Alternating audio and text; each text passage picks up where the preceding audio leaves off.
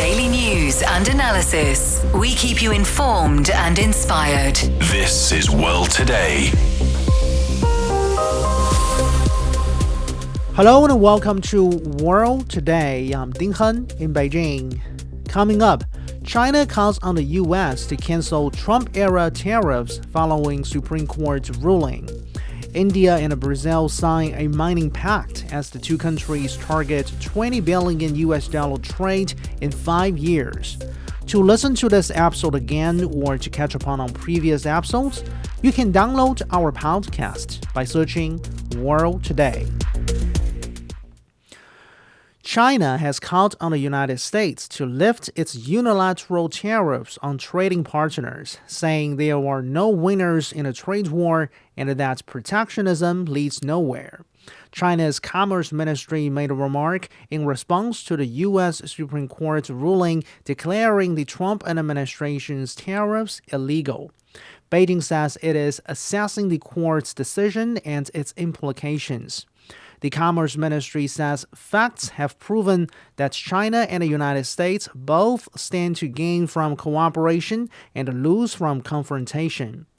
So joining us now on the line is Liu Zhiqing, Senior Fellow with Chongyang Institute for Financial Studies, Renmin University of China.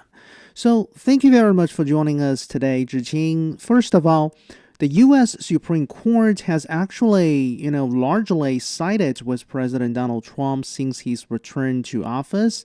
But in this particular case, why do you think the court has ruled 6-3 that Trump does not have the authority to impose tariffs? I think it's very easy to understand such decision because, as we know, the global market or global society has already been waiting for such decision. We know the Supreme Court has been always divided in different opinions, but nowadays, especially in the past weeks, we find that the major judges that they have already come to a consensus that these tariffs imposed by Trump is random, is irresponsible, is making chaos for the United States itself. It's not good in the interest of the United industrialization. So in this way, the market already has expected that this decision from Supreme Court will be in favor of the people who do not like the tariff imposed by Trump. Nowadays, I think the fact already shows this the right decision. I think because of the major two reasons. One reason is that on the major stream from media and all the industry partners have already agreed that to oppose such tariffs by the United States. And secondly, the fact has already showed that all these tariffs has already made sovereigns for the U.S. companies. Nowadays, from the decision announced that the U.S. companies have been already make some suits that against the government, hope to get all these tariffs returned to the companies. This fact already show that the Supreme Court has made a right judgment, made good decision. In any case, we hope that this Supreme Court has enough authority to govern all these actions taken by the Trump administration. Trump has reacted furiously to the ruling, announcing first a new 10% global duty on imports under a different legal authority before raising it to 15% later on.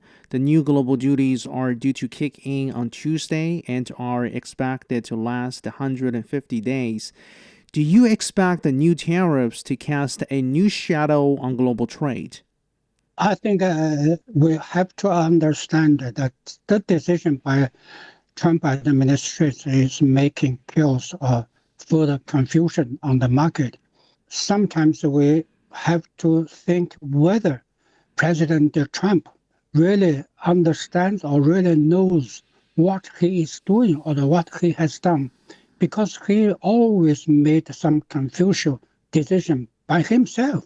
So nowadays, I think he tried to impose a new tariffs on in China, the whole global market. He doesn't know whatever or before how much tariffs he has already imposed on the market. So nowadays he want to add new tariffs, 10% or 15% on all partners, or they have all different partners or different standards. He made no any decision or clearance on this point. That's why made the global market, the whole community is confused and have different understanding. So this is really causes the uncertainty and the new challenge to the market. So when President Donald Trump announced his so-called Liberation Day tariffs last year, for example, at the time, Zhiqing, did you expect that his measures would one day face some major political setbacks domestically? On the day that he announced that so-called Liberation Day in the United States, we believe that there's another new Liberation Day will come after to liberate that day because they made America and also the whole global market in the darkness. So when the Supreme Court made a judgment, is a freedom day for the United States because at least the companies and all these economic fields, they have the right rules from the Supreme Court to deal with the government and administration, ask them to pay back or to return that illegal tariffs they have already imposed. So I think that is a freedom day for this companies, for U.S. enterprises. So at the very beginning, we never believed that such illegal action can last long. So nowadays, I think the facts already show that our conclusion are right because nowadays Trump will have more difficulties to go forward with his own tariffs policy. Now, U.S. Trade Representative Jameson Greer has told U.S. media that the country's trade deals with China, with the European Union, and with other trading partners will remain in force despite this latest Supreme Court ruling. So, what could be the implications of such a scenario for China and the EU? I think for China and the EU, we have to wait for further explanation from the U.S. government, because from the information from president and also from this trade representative, they have different understanding or different explanation. So what the meaning of remaining unchanged or what the meaning for the new tariffs by the president? I think actually from the past years, we know that the U.S. government has already misaction or misconduct against them own self. So this is very dangerous for the stability of the U.S. economy and also have more negative impact on the U.S. policy. So in this way that China and the EU has to make full study on the details of the U.S. announcement because we have to see what details will come. We need sometimes 1 or 2 weeks, even 1 month to see what really happened in the U.S. administration.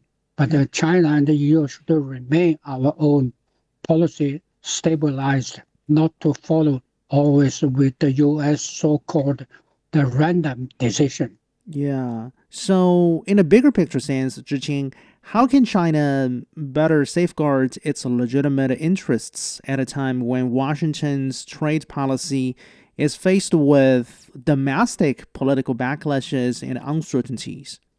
I think China has to do its best to safeguard our own interests in 2 ways. One is that China has to unite with the international global market and other partners in Europe, in Africa, in Latin America, because we know that like Brazil and other countries have already raised their attitude against the U.S. decision. This is a very important step for China to safeguard our own interests because when the whole global market stand up and raise their voices that against the U.S. The random decision. This is quite important and a precondition for equal trading partnership. And secondly is China has to prepare for the further difficulties and the further challenges that are imposed by the American side, because we have to deal and discuss with our trading partners in America, the companies and the prices, to get a better deal and get a price decision. Because as we know, all these costs and the price will be paid by the buyers in the United States. That will make more difficulties for the U.S. economic development itself. We have to do our best to persuade our U.S. partner in order to understand the real situation in China and in global market and also in U.S. market.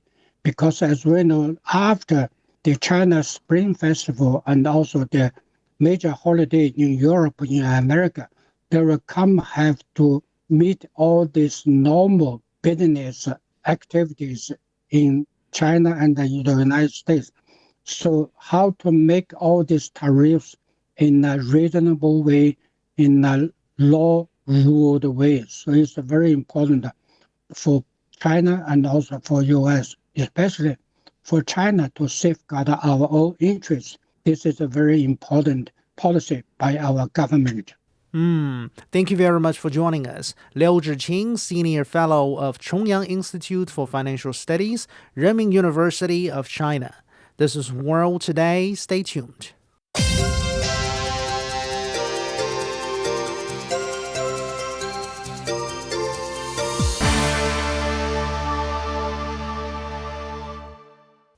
You are listening to World Today. I'm Ding Hen in Beijing. India and Brazil have signed a pact to expand cooperation in mining and minerals. The agreement was signed in the presence of Indian Prime Minister Narendra Modi and Brazilian President Luiz Inácio Lula da Silva, who was in India for a 3-day visit. An Indian government statement says the cooperation will focus on attracting investment in exploration, mining, and steel sector infrastructure. Modi says the two countries are committed to taking bilateral trade beyond $20 billion over the next 5 years. Currently, annual two-way trade stands at about $15 billion. Lula is on an Asia tour, which has also taken him to South Korea. So joining us now on the line is Dr. Tao Ting, Director of Center for Latin American Studies with Fudan University. So thank you very much for joining us today, Dr. Tao Ting. First of all, what can Brazil offer when it comes to its mining cooperation with India? Well, we know that Brazil's abundant iron ore resources are crucial to Indian steel industry because India's current crude steel production capacity reached 280 million tons, and last year the country's crude steel output reached 165 million tons.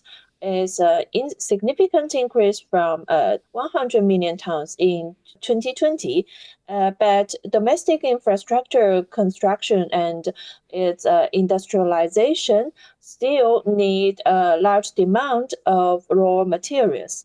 And as we know, Brazil's iron ore is important for India.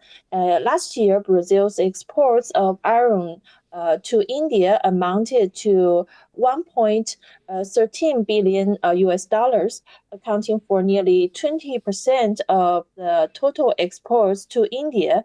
So it's one of the most important sources of iron ore imports for India. And India also hopes to strengthen rare earth cooperation with Brazil because we know Brazil is an important exporter of rare earths in the world. So India also wants to reduce the dependence on China's supply chain of the rare earths. And currently, less than 30% of India's critical mineral reserves have been explored. So in the future, India wants to foster the cooperation with Brazil in the sector of the exploration and production of rare earths. And Brazil has advantages in rare earth separation and processing technologies. So cooperation between the two sides is expected to help fill India's gaps in the rare earth sector. So, by the way, do you think mining sector cooperation can serve as a sort of, spearhead when we talk about how to boost the bilateral trade between India and Brazil? Yeah, mining cooperation can indeed serve as a powerful spearhead to boost the bilateral trade between India and Brazil. Now, mining is already a significant pillar of the cooperation relationship between the two countries. Brazil's exports of iron ore to India account for nearly 20% of its total exports to the country.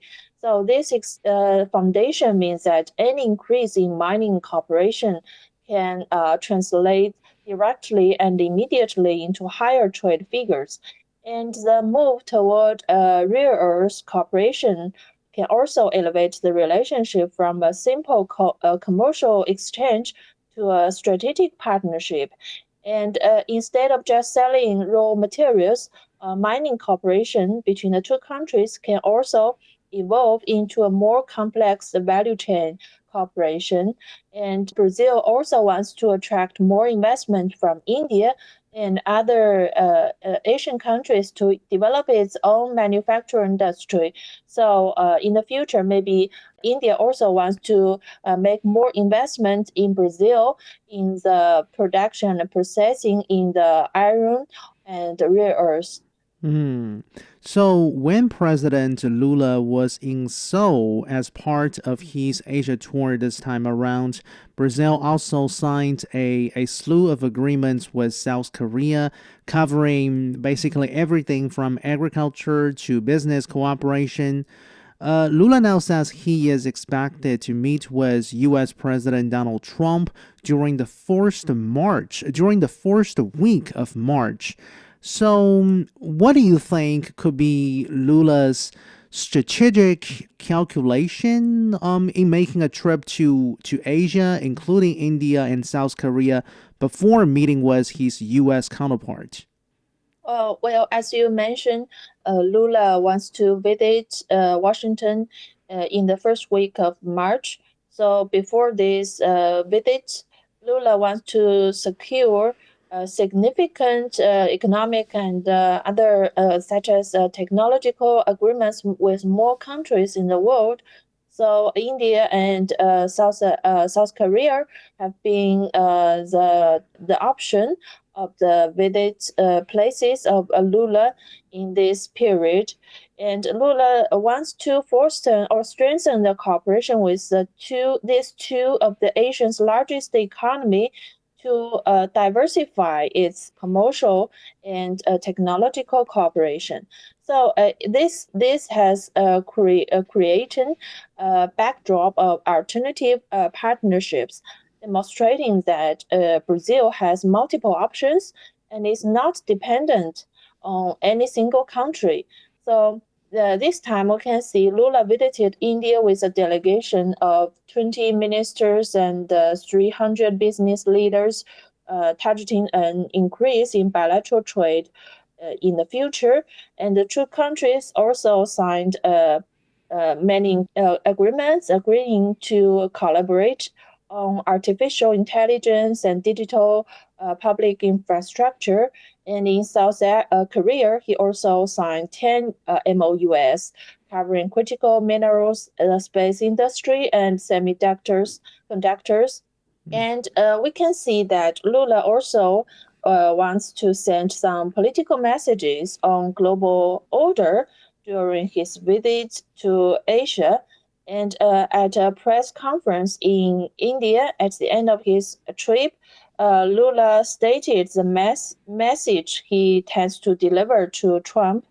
He said, "We don't want a new Cold War, and that all countries should be treated equally." And so Lula is also positioning himself and Brazil as part of the broader coalition that rejects bipolar or unipolar confrontational world order. So I think these are main goals of Lula's visit to Asia. Then on the part of the Indian side, we know it has signed an interim trade framework with the Trump administration, but there has been a lot of domestic opposition to this framework, and trade negotiations between New Delhi and Washington is still going on. So for India, what do you make of the meaning of deepening trade with Brazil at a time when India's trade with the United States faces uncertainties? For India, deepening trade with Brazil at this moment is a strategically calculated move to hedge against the uncertainties in its trade relationship with the U.S. Brazil is the largest commercial partner for India in Latin America, and it also has abundant reserve of iron ore and rare earths, which are important for Indian infrastructure and IT industry. So the cooperation with India can secure its critical mineral supply chain, promote its tech revolution, and reduce its dependence on China in the supply of rare earths. And the framework of cooperation also allows Indian companies to acquire mining assets in Brazil and import oil, raw materials at zero duty, directly supporting India's industrial growth. So, India deepening trade with Brazil is an important option in strategic diversification of India. It transforms a moment of vulnerability with the US into an opportunity to lock in long term resource security and economic growth with a reliable partner in the global south. I mean, both India and Brazil are China's BRICS partners. So, from China's perspective, is China happy to see a closer partnership between India and Brazil? It's an interesting question. We know China adheres to the foreign policy of non-interference in other countries. Every country has the autonomy of making its own foreign policy. As for Brazil and India, strengthening the cooperation between each other is beneficial for their development and can promote the diversification of their foreign relations. And China has always regarded BRICS as a key platform for the global south to pursue unity, self improvement, and promote multipolarization.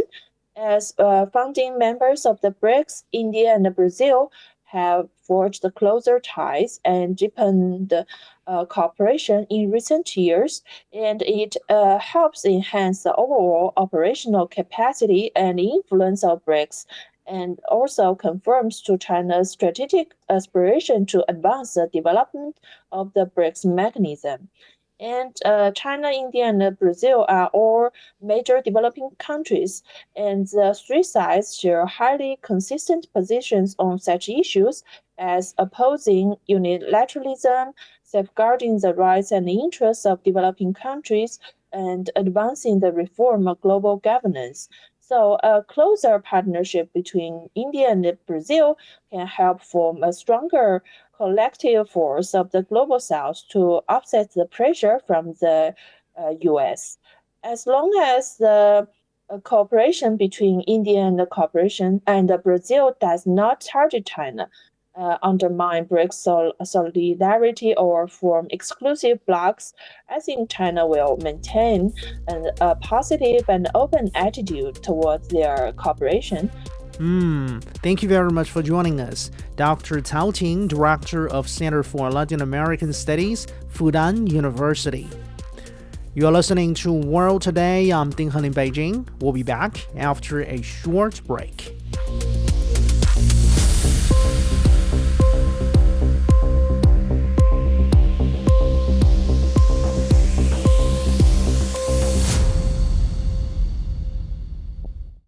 Welcome back to World Today, our Chinese New Year edition. I'm Ding Hen in Beijing. China has issued draft rules that would tighten regulation of artificial intelligence services designed to simulate human personalities and engage users in emotional interaction. The draft lays out a regulatory approach that would require providers to warn users against excessive use and to intervene when users show signs of addiction or extreme emotions. In other words, it is targeting the potential psychological and emotional risks of AI-powered chatbots. Why is China seriously paying attention to this field? What does the move tell us about China's mentality in AI governance? For these questions and more, joining us now on the line are Dr. Li Lun, Assistant Professor of Economics at Peking University, Andy Mauck, Professor at Beijing Foreign Studies University, and Professor Yao Shujie, Deputy Director of the Department of Social Sciences, Chongqing University. Professor Li Lun, to start with you. First of all, what is your main takeaway from China's proposed regulations of artificial intelligence-powered chatbots? Yeah, so from the regulation, I think this is definitely catching up with AI's development advancement. So instead of treating AI as a tool or as a tech product, we're moving towards treating AI as a service, which means having users engaging with AI in these long almost like a relationship like interactions and with emotional companionship. So this is the direction that we're heading to. And from the regulation, we're seeing protection of vulnerable groups such as minors and elderlies who may be more susceptible to emotional dependence or manipulation. So I think that is also one of the focus of the regulation. Also, in terms of targeting just bad content, the regulation also target the misinformation or misleading behavior, basically to avoid users being misguided in terms of emotionally, for example, over trusting the robot, or especially being encouraged or nudged into engaging in harmful decisions or self-hurting decisions. So I do think that this reflects a next step forward for China to treat these chatbots like a public-facing emotional service, which is basically calling for higher safety bars than just ordinary tech apps or tech products. Okay, so Andy, going to you. We understand actually in 2023, Chinese authorities issued a regulatory framework for generative artificial intelligence. And some say, compared to that version of regulations, this new proposed regulations targeting human-like interactive AI services represents a leap forward from content safety to emotional safety in terms of the Chinese authorities' understanding of AI governance or AI regulation. What is your thought on this? Right, Ding Heng.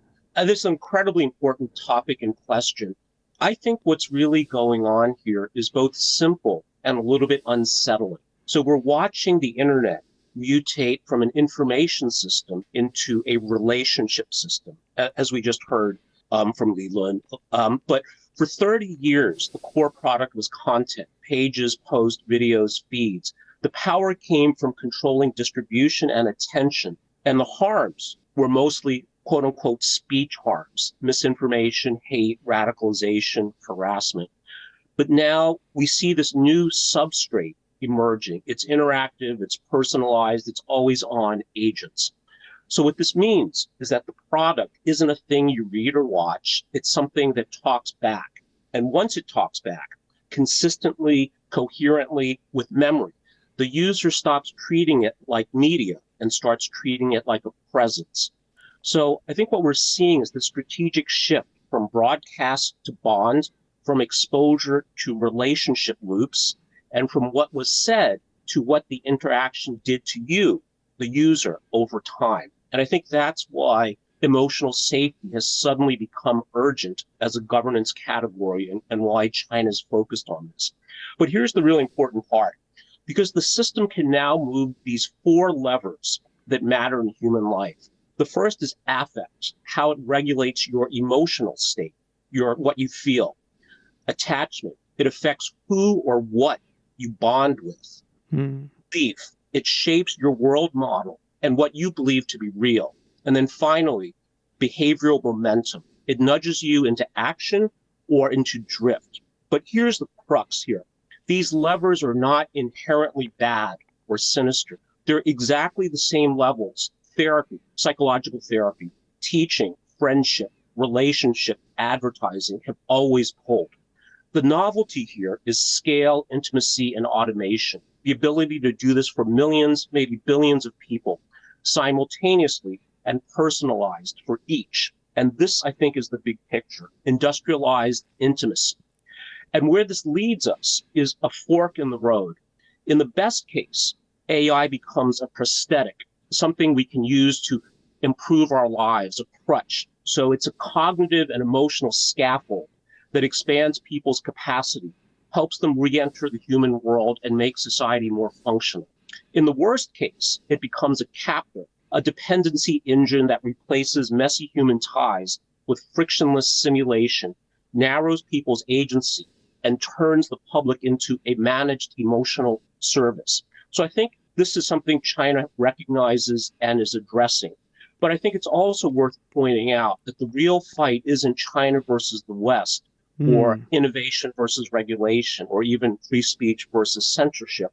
It's really a deeper contest over what kind of civilization we build when relationship itself becomes a mass-produced technology, Ding Heng. Okay, so this is a civilizational matter in your opinion, Andy. That's very interesting observation.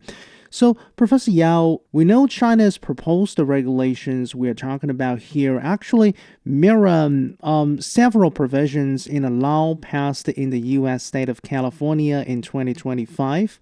The law in California requires stronger content restrictions, reminders to users that they're speaking to a non-human AI, as well as emergency protocols for discussions regarding suicide, for example. And also, somewhat relevant here is that the European Union's AI Act imposes robust requirements surrounding emotional recognition AI, placing this into either the high risk or the prohibited use category. So, what do you think they tell us about a sort of global concern about AI's emotional impact on human beings? Yeah, it is a global concern. And you mentioned that the state of California in the United States, the EU, and also China. These three economy blocs, they are also the major inventors and applications of AI technology in the current stage. We do face the issue that we mentioned, that human being would depend greatly on AI to resolve a lot of problems that individuals or a group of individual human beings cannot do, but the AI could do. And could do better, more precisely and efficiently. It helps, human activities. It increased the productivity of human being, and also enhance the living experiences of most people. However, AI development is something very different from other technology, especially talking about the emotional aspect. Because emotional aspect, as we fit into the AI is not human being. It actually absorbs the information you provided to the machine. And the machine will digest the information. And if the information with some sort of personal bias, for example, if someone have a mental issue, someone who gets stressed and they try to resolve to the AI, but fit into the wrong information, which directed the AI to give the even more elusive information to the person who fit into the information. It could generate some more even radical actions provided to the person who are communicating with the chatbot. And this could actually exasperate the kinds of emotional actions by the human being.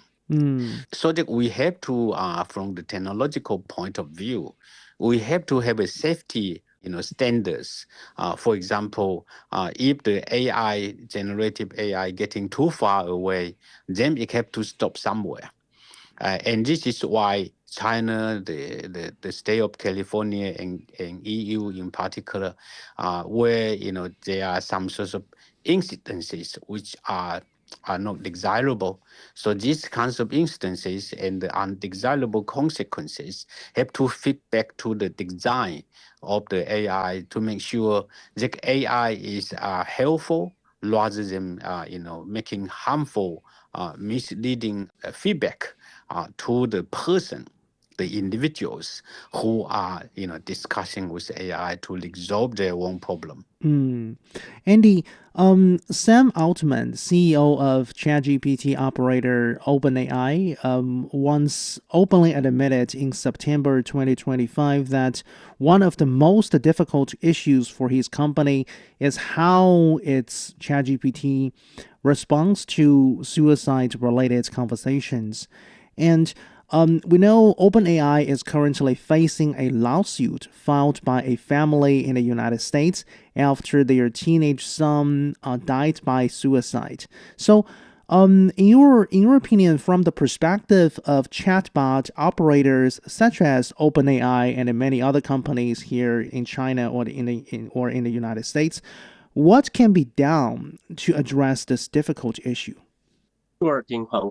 So I think there's two ways to look at this. First of all, if we think of generative AI as a transformational general purpose technology, casualties, people dying, people being hurt, are unavoidable. So if we look back to, say, steam engines, when steam was first becoming a thing to drive the Industrial Revolution, they blew up, they killed people. We look at electricity similarly. Once it was being rolled out, commercially and to residential applications, there were problems, people getting hurt, people getting killed, automobiles as well. So on the one hand, this is inevitable with any new transformative technology. On the other hand, obviously, governments, companies, individuals need to take steps to minimize the harm. And I think here's the issue. It would be wrong, it would be a category error to think about this like the internet, as I mentioned earlier. So there's a couple points I think it's worth raising here. First, this kind of human-like interaction isn't content. It's a relationship interface. And relationships create duty. So I think that's the first thing. The second is that emotions are a control surface. So whoever shapes mood, attachment, and belief shapes behavior. And of course, we're seeing this in this instance with suicide being one behavior. But here, trust is the product, and the words are just the delivery mechanism, meaning that if you don't trust the chatbot, you probably won't listen to it. And then safety is about the outcomes and not the intentions. And I think here, this is where I think OpenAI, perhaps other companies, might have some legal exposure. So I'm not a lawyer, but just here, just kind of as an analyst, I've been following the space for many, many years. I think the idea here is that we didn't mean it is not a safety standard.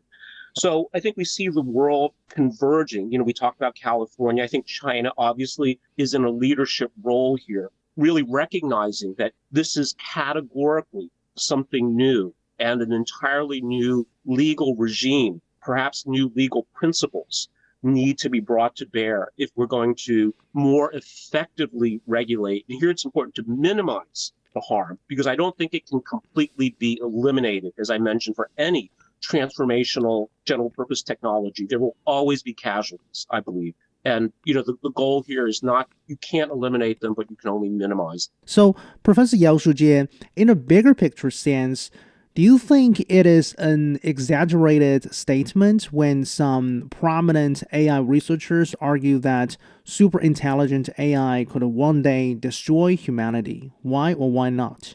Yeah, this is a very hot issue for debate. Some people do concern that ultimately AI would totally replace human being or even destroy human being. But in my view, this is a very unlikely situation because human beings are generally more clever than anything on Earth. And AI is, after all, it is designed by human being. If AI take over too much activity, take over, state of human activities, then human would have to consider a more clever way of containing, the activity of AI. Right from the beginning of development, I think every country, every company already have a very strong ethical issues, including like biotechnology. When we talk about clone, up to now we do not allow scientists to clone human being. And if human being could be cloned, it could have some unthinkable consequences. Likewise, if AI technology is going to develop without any control, any ethical standards, or any limit on what AI could do, then yes, it could lead to some sort of unthinkable disastrous situation. But I think human being, government, community, and the scientific, circles, they got to have some sort of standards. This standard including security, security to protect at least the concept of human life on Earth.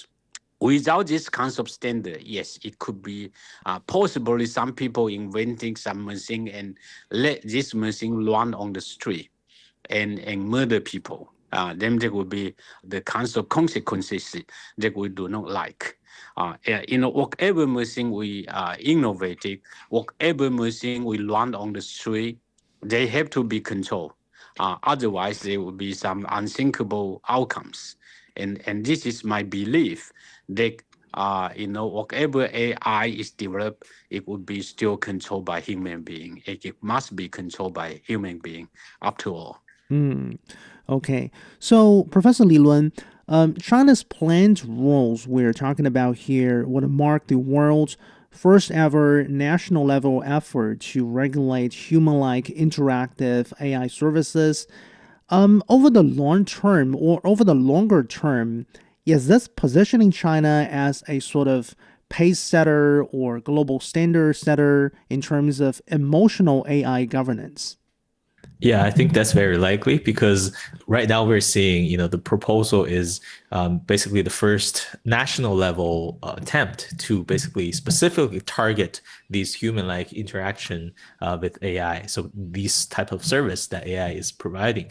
So I think the reason why we're seeing that is that, the scale of the application for China's, new products and new services are really massive. So this makes it very urgent for governance and regulation to keep pace with the adoption. So, for example, we're seeing a lot of AI chatbots or AI robots that with the chatbots embodied into them being already used in, for example, in education with kids and sometimes with the elderly as well. And in the future, when the humanoid robot is being developed and the cost is reduced, of course, we're going to see more of these interaction between the AI and the elderly as well. So I think having these national guideline or having this initial attempt to kind of target these interaction is very meaningful.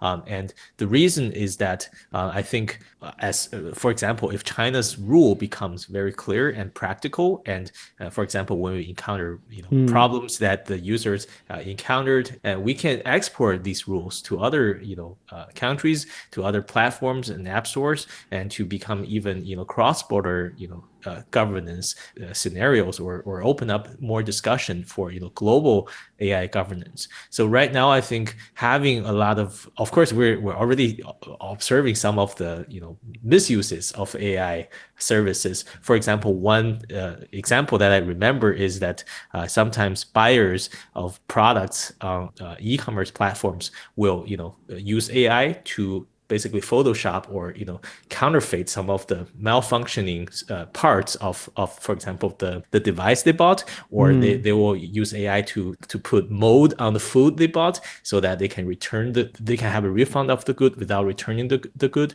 So in terms of AI interaction with human beings, we need to have basically the guidelines to kind of prevent these things from happening in the future as well. So, Professor Yao, in order to provide people with a stronger protection against human-like interactive AI services' potential negative impacts, what else do you think China can do or should do as well, in addition to addressing those regulatory issues surrounding AI chatbots? Well, I think the major solution for China to play a bigger role is China to do more research and more leading research in the AI area. For example, if China is more capable of doing more innovative research in the AI area, China would have more say in terms of setting up the international global standards for technological progress, as well as for arguing for a certain standard for AI applications at the global level. Andy just pointed out a very important point. If some country is dominating the world, far more dominant than any other country, then some country could has a permanent hegemony over the other countries. China could be potentially a leading nation, but China may not be move up to the standard of fully dominate the world. So this means that China, the United States, EU, Japan, and other leading nations, they have to work together and in a coordinated, collaborative way rather than a direct competition of one country winning everything and the other country are lagging behind. AI in particular is more important than any other technology of human being on Earth up to now. You can have Apple controlling the mobile phone. You can have Microsoft controlling the Windows system. You can have Amazon controlling for the online shopping system. You can have Meta controlling on the global medium. The United States already have enough dominant powers in all the internet area. And if the United States have the totally dominant powers in AI, then there will be something rather very interesting, which some people may not like. So I think China should take this opportunity to being able, to have this innovation in the AI, stage. At least to be able to go hand in hand with some leading nations such as the United States and Europe. So that some sort of multi-level technological cooperation and competition to lead to the point that it is not a pure monopoly. It should be a oligopoly in sense. And this oligopoly, they set up this concept of global standard and regulations. They should have a common, ethical standards. That whatever development in the AI is going to benefit all the people. It's going to benefit all the countries and all the human beings. This is a very, difficult task. In order to have doing a good contribution to finishing this task, I think China got to be leading, and in many areas. And the leading is not to dominance. The leading is to help. The leading is to create a global, inclusive development for all the country in the world. So, Andy, China's proposed regulations on human-like interactive AI services actually came shortly after two leading Chinese AI chatbot startups, ZI and Minimax, filed for initial public offering in Hong Kong. And of course, their IPOs in Hong Kong are pointing to the rapid growth of human-like interactive AI services. So in terms of boosting AI innovation while at the same time mitigating AI technologies' social risks, Do you think China is capable of doing both at the same time? The short answer, Ding Hung, is yes. And I'll go back to just to touch on a couple things I said earlier. I think, first of all, from an institutional governance perspective, I think there's little doubt globally that China's ability to implement regulations, policies, laws, I think really is unparalleled, especially for such a large country. And because it's such a large company, whatever happens in China will have a global impact. I think the content, again, as I touched on, traditional Chinese philosophy, values, yin-yang thinking, I say also Confucianism, I'm not going to go into it here, but really, again, helps with the content of how we should regulate. But very importantly, I think China has shown its remarkable ability to diffuse new technology at scale, right? Look at electric vehicles, look at solar panels, but also the innovation ability, especially in this area as well. And I just want to mention kind of a brief story. So Li Kai-fu and Chen Qiufan wrote a book called AI 2041 with a number of stories about how AI may look. And one of the things I think is really important, because we were talking about AI as social companions for people that are lonely, romantic companions. I think a very important area is child raising, because in this, one of the stories in this book, they talk about how children, from pretty much when they're born, will have a permanent AI agent accompany them 24/7, curating what they should learn, when they should be doing certain things. Now, of course, again, we could see this as a kind of a prosthetic in it, that it really is very valuable, broadens human capacity. We can also see it as becoming a captor as well, making the children prisoners in certain ways. And this is exactly, I think, the thing that needs to be regulated as we see more and more of these implications of agentic AI come online. And I think China, again, is uniquely positioned to lead in this area, again, because it has the capacity to implement regulations. It has, in my view, good content based on traditional Chinese philosophy, values, and then also because of the rapid clock speed, how quickly products iterate here, how quickly they're adopted, that China's going to gain much more experience in real time as well to really have a grounded sense of what is the most effective way to regulate this.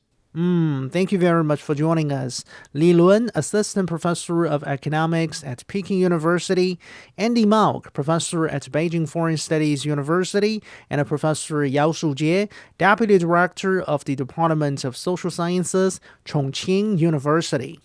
That's all the time for this edition of World Today. A quick recap of today's headlines. China calls on the U.S. to cancel Trump-era tariffs following Supreme Court ruling. India and Brazil sign a mining pact as the two countries target $20 billion trade in 5 years. To listen to this episode again or to catch up on previous episodes, you can download our podcast by searching for World Today. I'm Ding Han in Beijing. Thank you so much for listening. Bye for now.